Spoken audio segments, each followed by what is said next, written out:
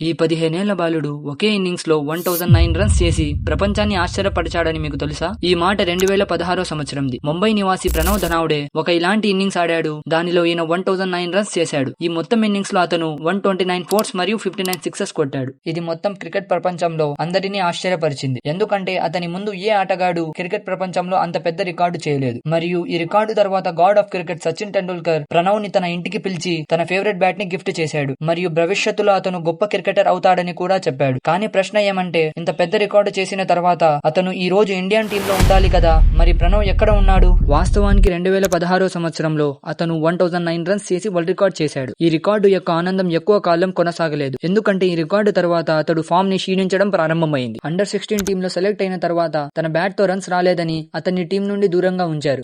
చూస్తూ అతని Mumbai local tournament నుండి కూడా తొలగించేశారు. ఎందుకంటే ప్రణవ్ తన ఫామ్ ని పూర్తిగా కోల్పోయాడని. అతని బ్యాడ్ ఫామ్ కారణంగా ప్రజలు ప్రణవ్ చేసిన వేల పరుగులను ఎగతాళి చేయడం ప్రారంభించారు. ఆ తర్వాత ప్రణవ్ కొన్ని సంవత్సరాలు క్రికెట్ ఆడడం మానేశాడు. కానీ 2022 సంవత్సరం వస్తుంది. ఆ సమయంలో ప్రణవ్ కంబ్యాక్ చేశాడు. అతనికి లండన్ క్రికెట్ క్లబ్ లో ఆడే అవకాశం లభిస్తుంది. మరియు ప్రణవ్ అంత పెద్ద అవకాశాన్ని వదులుకోకూడదనుకున్నాడు. ప్రణవ్ తన మొదటి సీజన్ లో 700 కంటే ఎక్కువ రన్స్ చేశాడు. మరియు అప్పుడు నుంచి ప్రణవ్ లండన్ లోనే ఉంటూ క్రికెట్ ఆడుతున్నాడు. మరియు భవిష్యత్తులో అతను ఇండియన్ టీమ్ తో కాకుండా ఇంగ్లాండ్ టీమ్ తో ఆడుతూ కనిపించే అవకాశం ఉంది.